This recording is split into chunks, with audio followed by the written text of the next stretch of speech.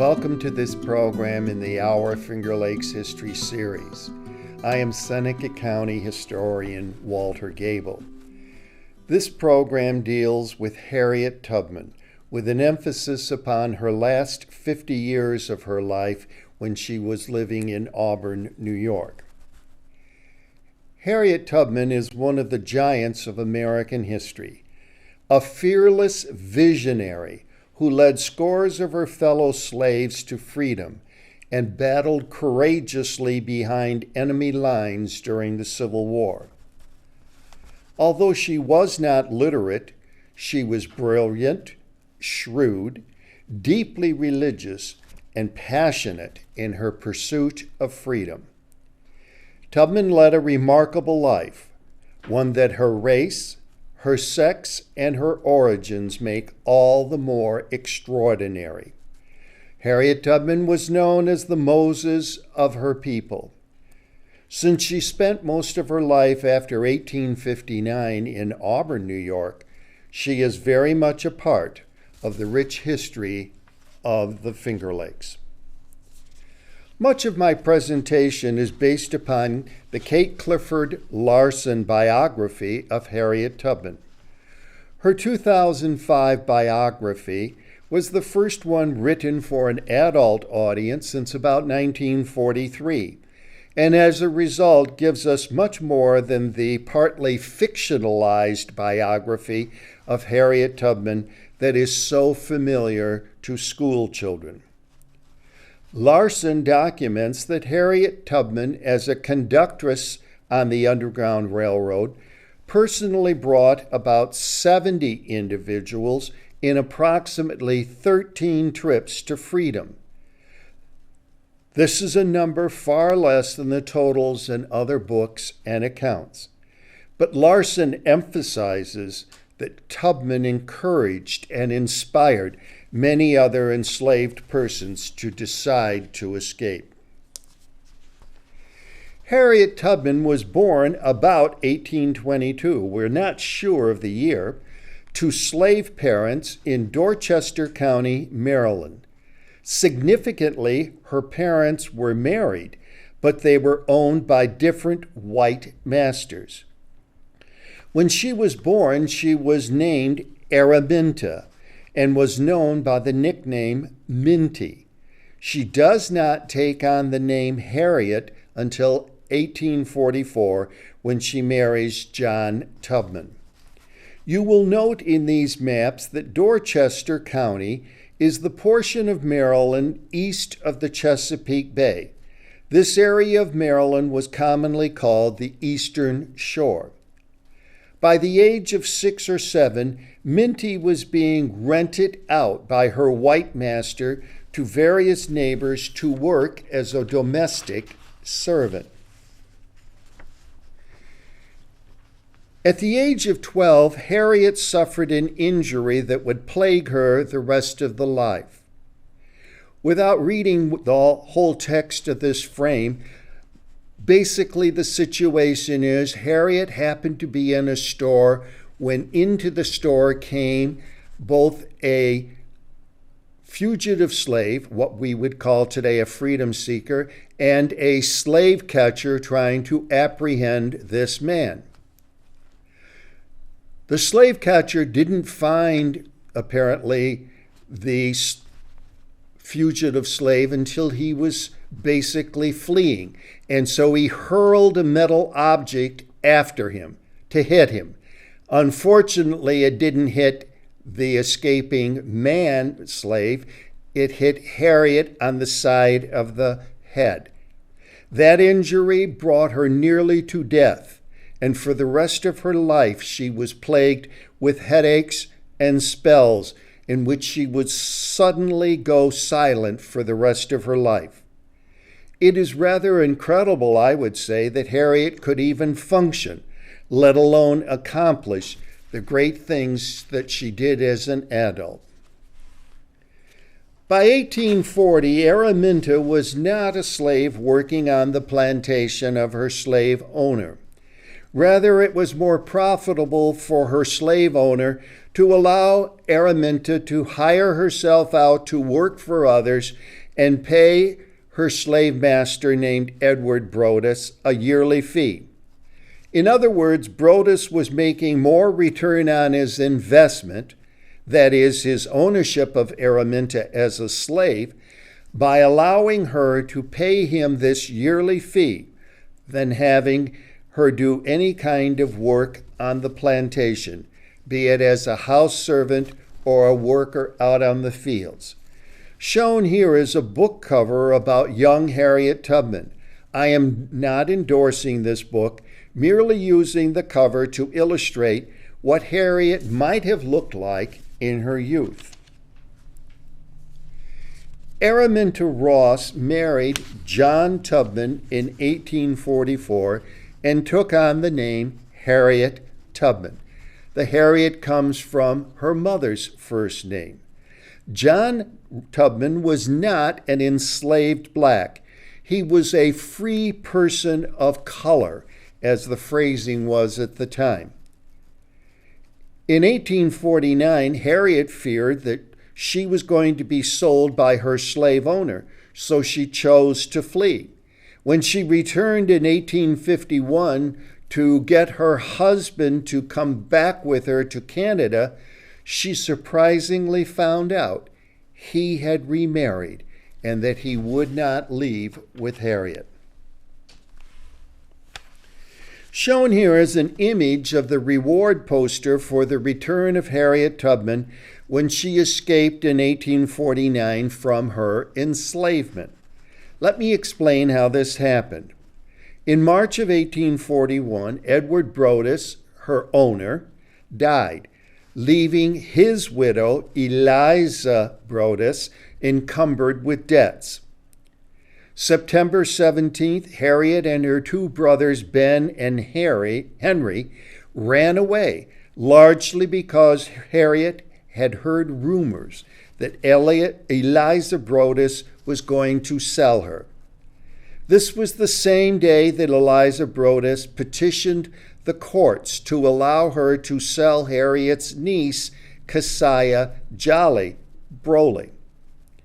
Her two brothers returned, and she did. Sometime after October 3rd, Harriet stole away again, successfully probably with the help of a Quaker network to reach Philadelphia and by following the North Star. She walked only 90 miles, passing through woods and marshes to the Delaware state line, and then traveled much more easily on to Philadelphia, Pennsylvania. We don't know her actual escape route, but a few facts can be reported. One is that at the first safe house that she reached, the man of the house loaded her in his wagon, covered Tubman up so that she could not be seen, and took her to the next sympathetic home or safe house. Shown here is the famous quote that Harriet Tubman said when she crossed the Delaware state line into Pennsylvania, in other words, crossing the Mason-Dixon line. I looked at my hands to see if I was the same person. There was such a glory over everything. The sun came up like gold through the trees, and I felt like I was in heaven. In Philadelphia, she found work, saved money, and plotted to rescue members of her family from their slave plantations. Here are some of the details of rescue trips that Harriet undertook to lead enslaved people, especially her close family relatives, to freedom in Canada. You will note that the first rescue trip was to get her niece Keziah and her two children to freedom. Her second rescue trip was for her brother Moses and two other men who came with Moses. In fall 1851, she went to the eastern shore to rescue her husband, but as I said previously, she sadly found that he had remarried. In 1854, Harriet Tubman rescued 3 other brothers, and then her parents in 1857. In the map at right, you can see the location of Dorchester County, Maryland, Philadelphia, Pennsylvania, and St. Catharines in Ontario, Canada.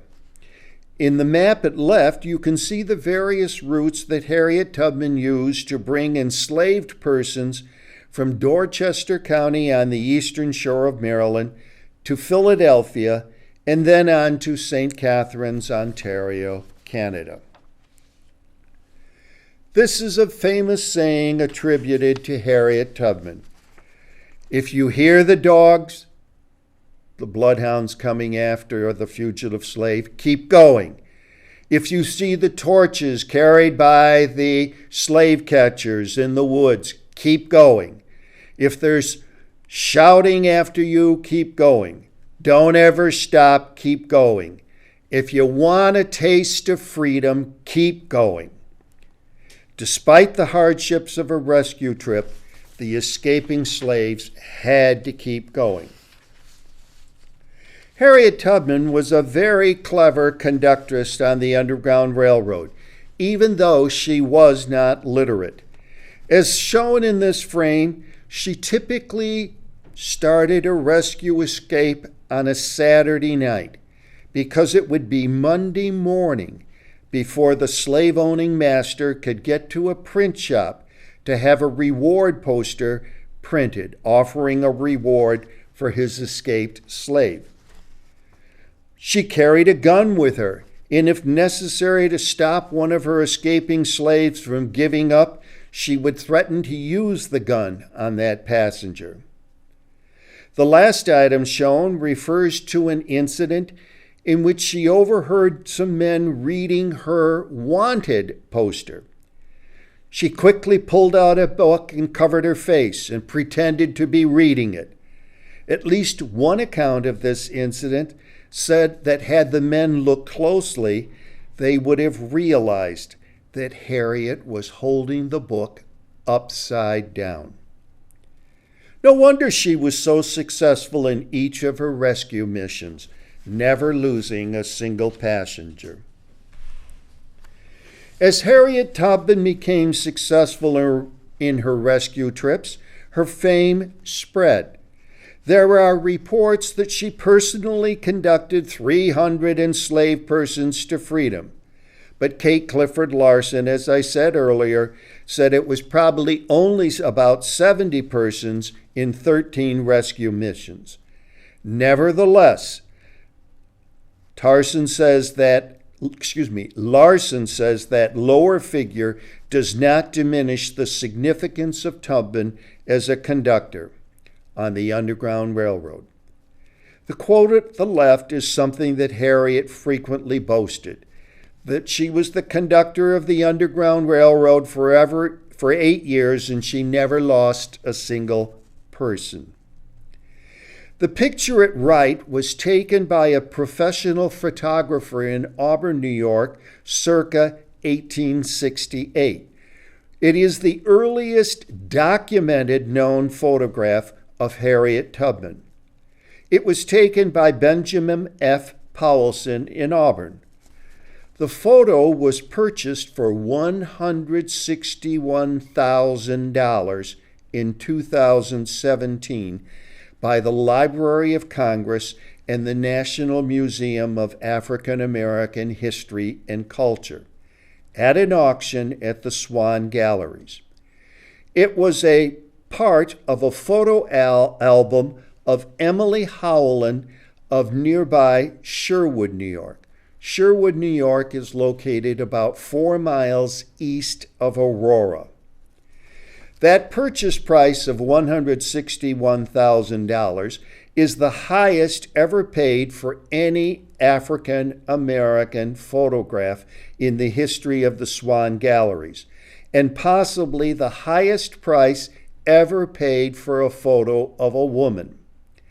Emily Howland and her family remained close friends with Harriet Tubman until Harriet's death in 1913.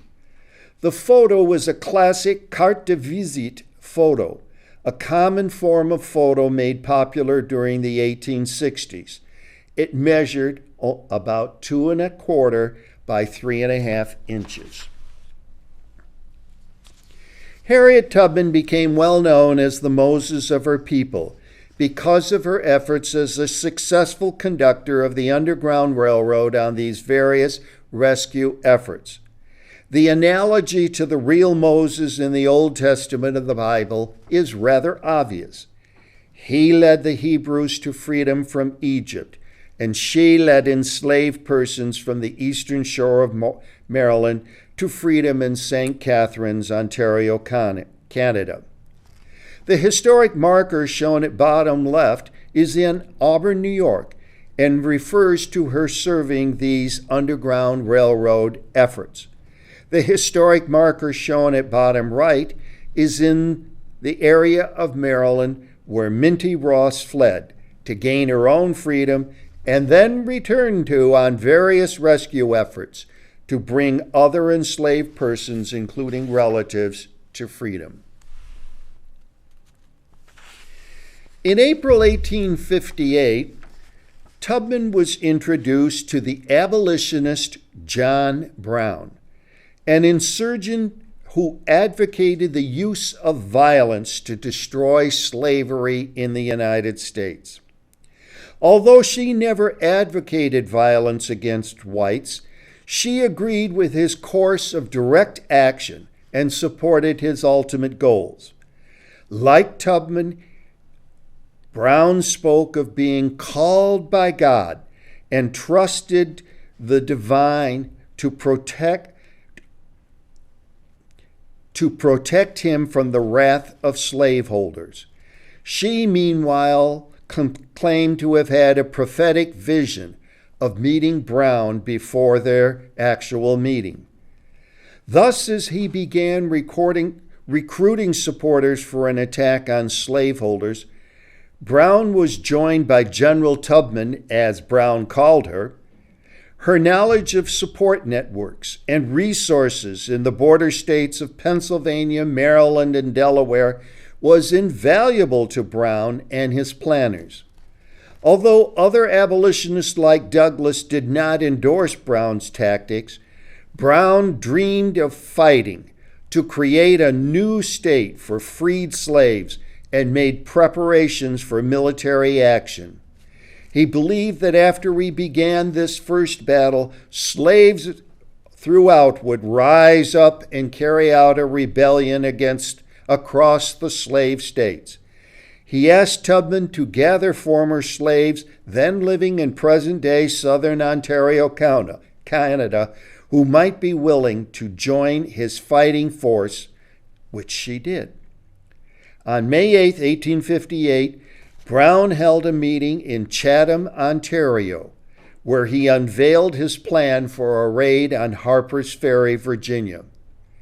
When word of the plan was leaked to the government, Brown put the scheme on hold and began raising funds for its eventual resumption. Tubman aided him in this effort, and with more detailed plans for the assault. Tubman, however, was busy during this time, giving talks to abolitionist audiences to raise money and tending to her relatives in Auburn. In the autumn of 1859, as Brown and his men prepared to launch the attack, Tubman could not be contacted. When the actual raid on Harper's Ferry took place on October 16th, Harriet Tubman was not present there. Some historians believe she was in New York at the time, ill with fever related to that childhood head injury. Others say she may have been recruiting more escaped slaves in Ontario. And Kate Clifford Larson suggests she may well have been in Maryland, recruiting for Brown's raid or attempting to rescue more family members. Larson notes also that Tubman may have begun sharing Frederick Douglass's doubts about the viability of this plan. John Brown's raid on Harper's Ferry failed. Brown was convicted of treason and hanged in December. His actions were seen by abolitionists as a symbol of proud resistance, carried out by a noble martyr. Tubman herself was effusive with praise for him. She later told a friend, "He done more in dying than 100 men would in living." In May 1859, Harriet Tubman purchased 7 acres of land and a home from William Henry Seward in the town of Fleming, just south of the city limits of Auburn, New York. A portion of the property Tubman purchased is shown in the lower left picture. Shown at lower right is a picture of William Henry Seward. William Henry Seward at the time was a U.S. Senator who had previously established himself with a very successful law practice in Auburn, New York, and had served as governor of New York.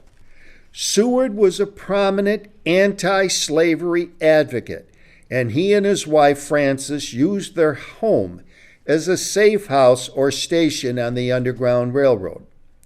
One historical source stated that 500 freedom seekers or fugitive slaves came through Auburn, New York, with many and perhaps most of them using the Seward House as a safe house or station on the Underground Railroad.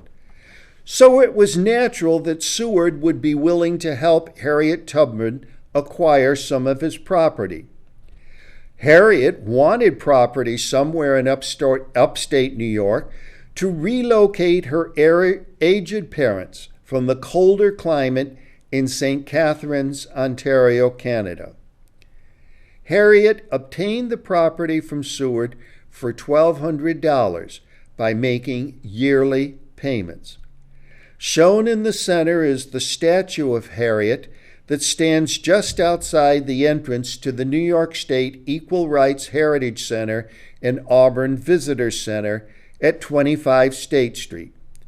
William Henry Seward's home is shown in the back of that picture. In this statue of Tubman, you will note that she is holding a lantern. The lantern was a common symbol of a safe house on the Underground Railroad. When the Civil War broke out in April 1861, Tubman saw a Union victory as a key step toward the abolition of slavery. In 1862, she began her work in the Civil War as a cook, nurse, laundress, teacher, scout, and spy for the Union forces stationed in the Hilton Head district of South Carolina. Her knowledge of covert travel and subterfuge among potential enemies that she acquired while leading enslaved peoples through the marshes and river area of the eastern shore of Maryland, those skills helped Harriet Tubman to be an important military guide in the marshy areas of South Carolina in the Civil War. In the Combahee Raid on June 2, 1863, Harriet Tubman became the first woman to lead military forces in an armed raid when she guided the troops of Colonel Montgomery, the commanding officer. In this raid, she routed the rebel forces and freed over 700 area slaves, burned buildings, crops, and destroyed stockpiles of munitions and food. As emphasized in this visual, Harriet was only about 5 feet tall, but she was smart and carried a long rifle. Many of the slaves that she freed in this raid went on to join the Union Army. Newspapers throughout the North heralded Tubman for her military efforts in the Combahee River Raid and an assault on Fort Wagner.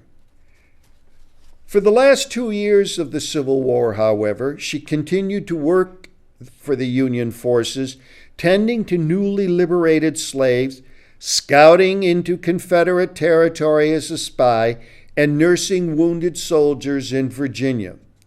Significantly, she never received a regular salary, and for years she was denied compensation as a Civil War veteran. She also made periodic trips to Auburn to visit family and care for her parents. On one of her trips home to Auburn, she was violently thrown from a passenger train by a racist conductor and was severely injured, probably receiving a broken arm. In this frame, I'm just listing some of the events that happened while Harriet was living in Auburn in the years after the Civil War. Her husband, John Tubman, died, as did her father, Ben Ross, and mother, Harriet. Harriet married Nelson Davis, and he died 19 years later. Starting in 1890, she began to collect a Civil War pension, not because of her actual Civil War service, but because her late husband, Nelson Davis, had been collecting the pension as a Civil War veteran, and now she could do it as his widow. Starting in 1899, she was collecting a pension of $20 a month that included $12 a month for her actual Civil War nursing service, but not for her valuable work as a Civil War scout and spy. Basically, in the 1890s, she became an advocate for women's rights, especially that of black women. The Harriet Tubman Underground Railroad National Historical Park is a 480-acre National Park Service unit in Maryland. The Harriet Tubman National Historical Park in Auburn, New York, is a little bit different. Like the Tubman National Park in Maryland, the park in Auburn deals with sites associated with Harriet Tubman while she lived in Auburn for the balance of her life after the Civil War. To learn about Harriet Tubman and her life in Auburn, New York, a visitor will want to go to various parts of the national park shown in the upper portion of this slide. A visitor would best first go to the Harriet Tubman Visitor Center to learn basic information about Harriet Tubman in the many display panels there. Nearby this welcome center is the Harriet Tubman Home for the Aged and the Harriet Tubman Residence. These three places are currently owned by the Thompson African Methodist Episcopal Zion Church, but the National Park Service is finalizing this year a partnership agreement with the Thompson Church so that federal funds can be used to do major restoration work at the Harriet Home for the Aged and the Tubman actual residence. Harriet worshiped at the Thompson AME Zion Church on Parker Street. It is the only property currently owned by the National Park Service, and it is undergoing major restoration. I have listed under the also heading some other important places to visit to learn the full story about Harriet Tubman in Auburn, New York. You can visit Tubman's grave in the Fort Hill Cemetery. At the New York State Equal Rights Heritage Center and Auburn, New York Visitor Center, you will learn much about equal rights in general, but there is much about Harriet Tubman there. At the Seward Mansion, you will learn much about the close friendship between Harriet Tubman, William Henry Seward, and Seward's wife. In subsequent frames, I will show much about most of these places. As was pointed out earlier, in 1859, Harriet Tubman bought a home and its 7 acres from William Henry Seward, located just on South Street, just in the town of Fleming, just south of the very edge of the city of Auburn. There is no known picture of the original house. It was a wooden house that burned in 1886. Harriet's second husband, Nelson Davis, was a brickmaker, and he helped build a new home that is shown. The original wood structure was replaced with brick. The brick house was built on the foundation of the burned wooden house. This is the church building that Harriet Tubman attended in Auburn for many years. It is located at Parker Street in the heart of the black neighborhood in Auburn. In 1993, the AME Zion Church relocated to 69 Wall Street, so this church was no longer used regularly, this building. The property at Parker Street is the only property in Auburn owned by the National Park Service. The Parker Street property includes the church building itself and the adjacent parsonage shown here. The National Park Service is in the process of renovating the church building and the adjacent parsonage. The parsonage building will become a visitor center for tourists and house administrative offices. The church building itself will seat approximately 100. In August of 2019, unfortunately, the church structure was struck by lightning. These two pictures give us a better idea of what the church building looked like when Harriet Tubman was attending services there. It is believed the spire was actually much taller originally, but there is no known picture at this time of what that spire looked like. Adjacent to the church parsonage is the blue shingled house shown here. It is the home of Pauline Copes Johnson, who is a great-great-grandniece descendant of Harriet Tubman. You will also note that there is a narrow road between the parsonage property and Mrs. Johnson's house. Note the sign that says Harriet Ross Tubman Avenue.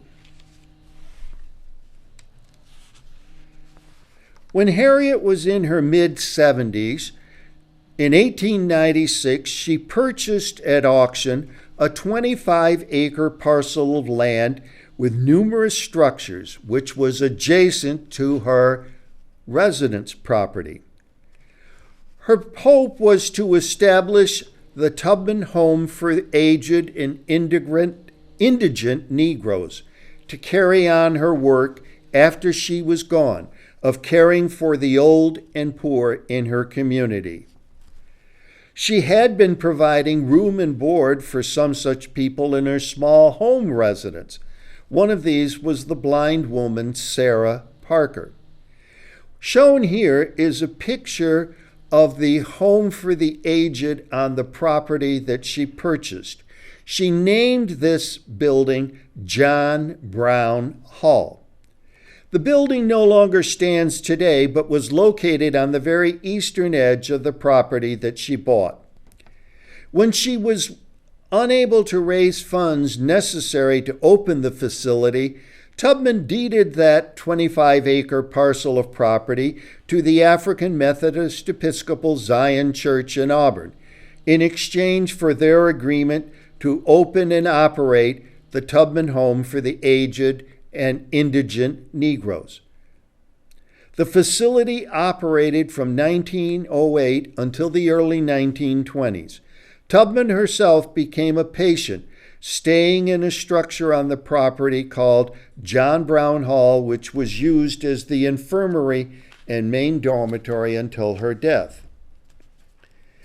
After John Brown Hall closed, the African Methodist Episcopal Zion Church held on to the property, but the building fell into severe disrepair.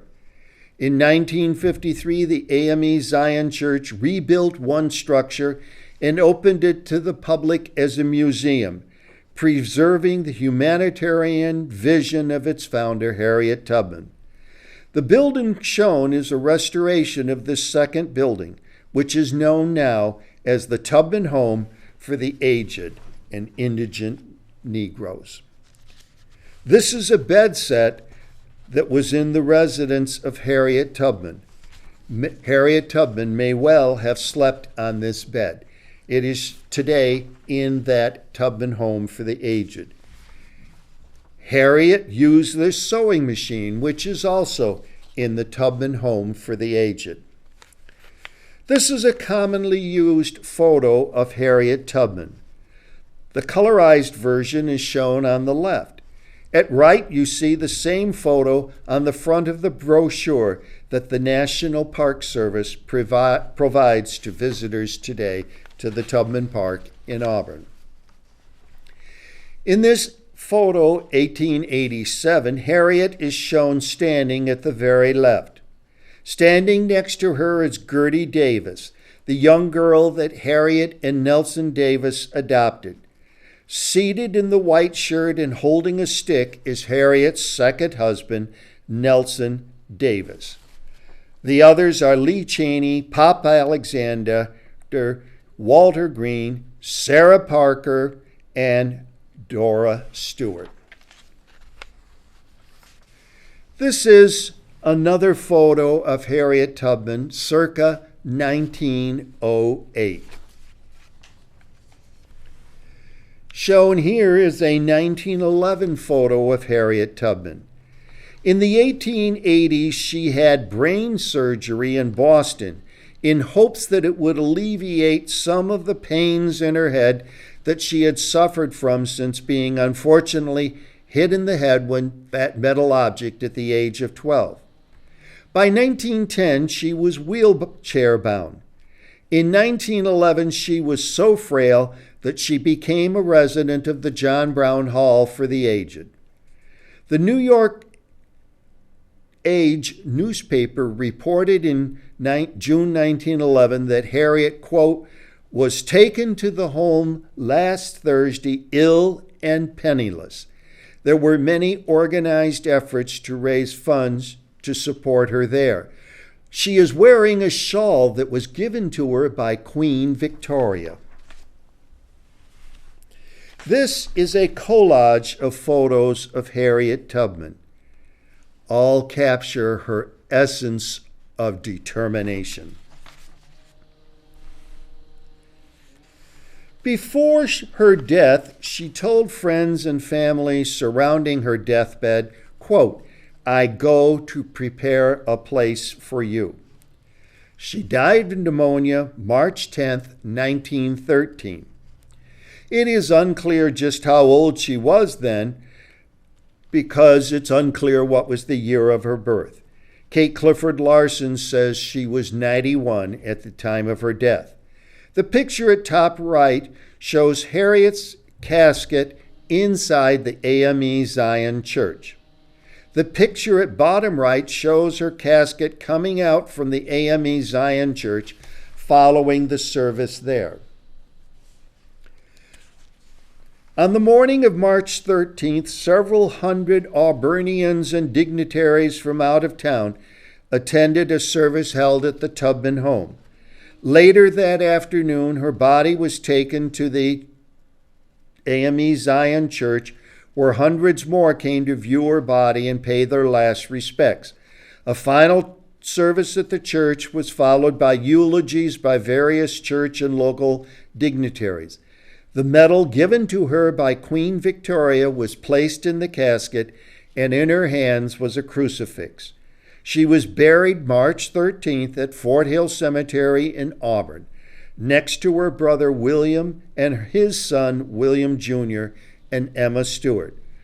Two small pine trees planted for William Henry Jr. and Emma Stewart remain the only grave on the marker for a year. These are pictures of her gravestone that I took February 14th, 2020. Note carefully that the front side of the gravestone simply has her name, while the back side contains information about her accomplishments. This is a close-up of the wording on the back side of the gravestone that was placed in 1937 to replace the original one that broke. The gravestone originally had been placed in 1914 through the efforts of friends and family and Mary Talbert of the Empire State Federation of Women's Clubs. You will note the wording calls her heroine of the Underground Railroad and nurse and scout during the Civil War. Next, we have a picture of Pauline Copes Johnson, a descendant of the immediate family of Harriet Tubman, standing in front of the Tubman home for the aged. During World War II, the SS Harriet Tubman was one of the several Liberty ships built. The ship, of course, was named after Harriet Tubman. The ship was launched the 3rd of June, 1944. The ship survived the war only to suffer the same fate as nearly all other Liberty ships that did survive the war, being scrapped as metal in 1972. In 2019, we had the full-length film on Harriet Tubman that was simply called Harriet, illustrating one of the few people that you know by first name only. Cynthia Erivo, who portrayed Tubman in the movie, was nominated for an Oscar as Best Actress.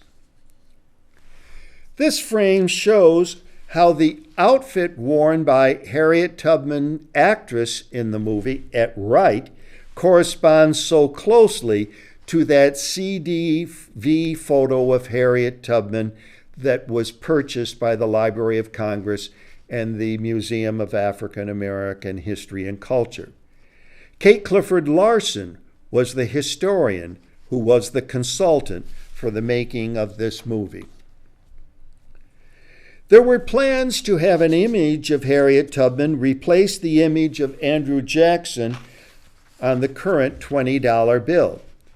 Currently, there is no female image that appears on any U.S. paper currency.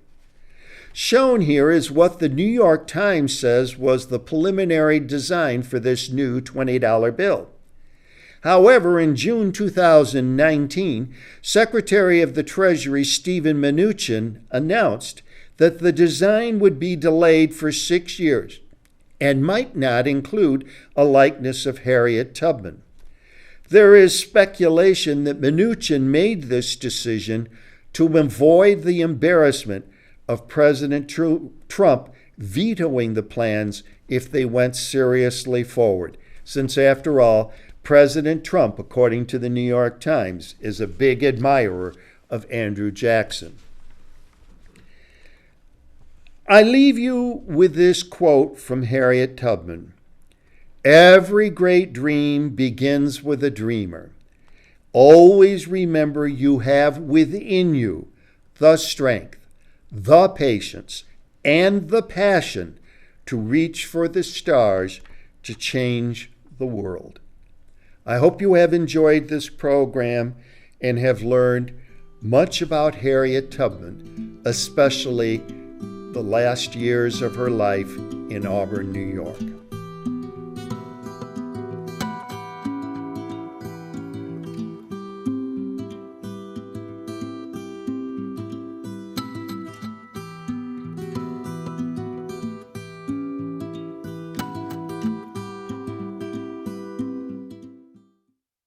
Finger Lakes one time.